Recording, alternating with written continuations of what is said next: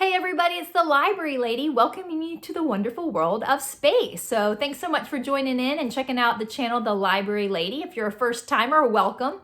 And if you've been here before, thanks for coming back. Today we're taking a look at Neil Armstrong from the Extraordinary Life series. So I've created this channel to offer up some tips and ideas about education and literacy. In particularly the What's the Story part of my channel highlights different kids' books. And then as a former teacher and librarian, I love to offer up some ideas on how you can engage your child in that book or story. And so thanks so much for tuning in. If you've been liking them or you're a new time guest, please hit subscribe so you can keep up to date with all the books. And feel free to share with friends or family that may be interested in a particular book. So as always, I like to make the disclaimer, it's not a read aloud. I can't read the whole book to you.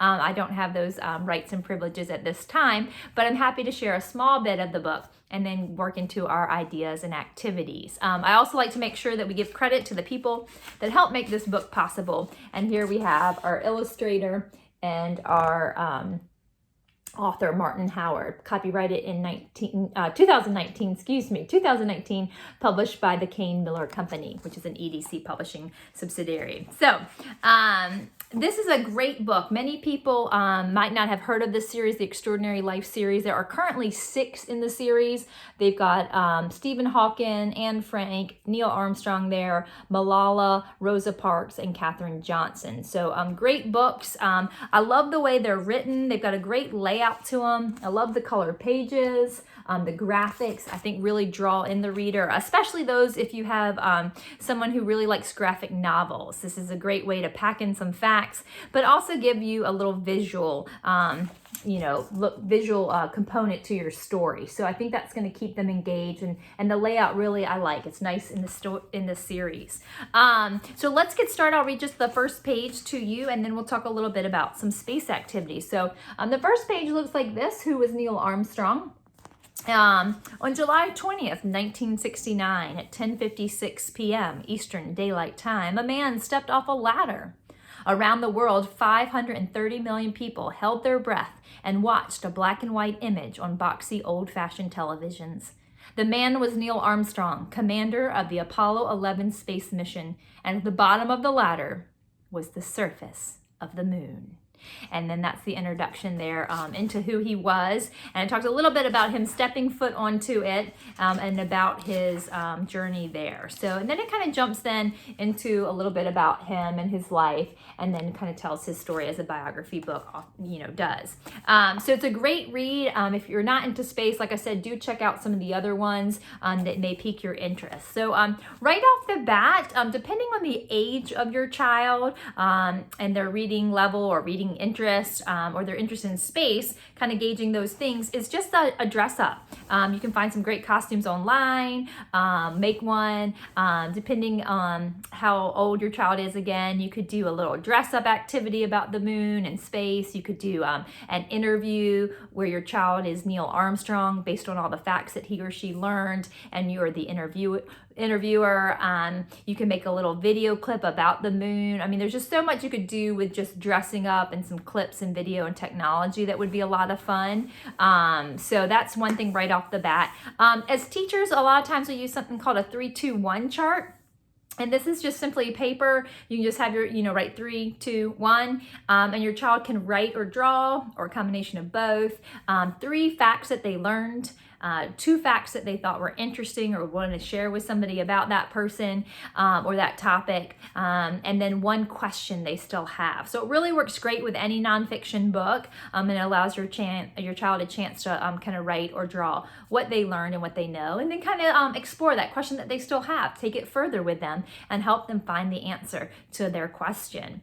Of course, building would be a great thing. You can spend a lot of time using cardboard boxes, building blocks, whatever you have laying around, and create, a Mars rover, a little lunar module, something like that, a rocket. I mean, again, imaginations can just soar with this. One fun kind of recipe thing I saw online, you could do some moon rocks. There's lots of different recipes for moon rocks. I saw even an erupting one. Of course, from the science aspect of baking soda and vinegar, you can throw in some glitter and create these moon rocks when forming them into the little glittery balls. balls and add that vinegar and exploding, or volcanic like rocks. So that might be a lot of fun. To teach phases of the moon, when I taught, we used to make a plate with all the phases of the moon using Oreos, and that's a lot of fun because you got to lick off or carve off that icing as you go to make a display of all the different moon phases. Now, if you don't have any cookies to do that with, or you just don't like cookies or whatnot, you can always just use black paper and white crayons and do the same thing. I've also done it with cutting out paper into round circles and coloring that, and then stapling and having kind of like a little flip book of all the phases. One fun thing might be go ahead and set up a calendar, print off a calendar, or make a calendar, and each night over the next couple weeks or so, or even for the whole month, see if you can track the phase of the moon.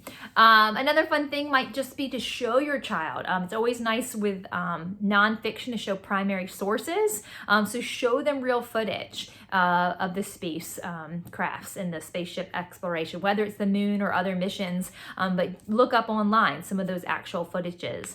NASA does have a great website, nasa.gov. They actually have a kids club page with tons of information about space. So right there, your child can explore that website and learn all sorts of facts, do different activities, things like that.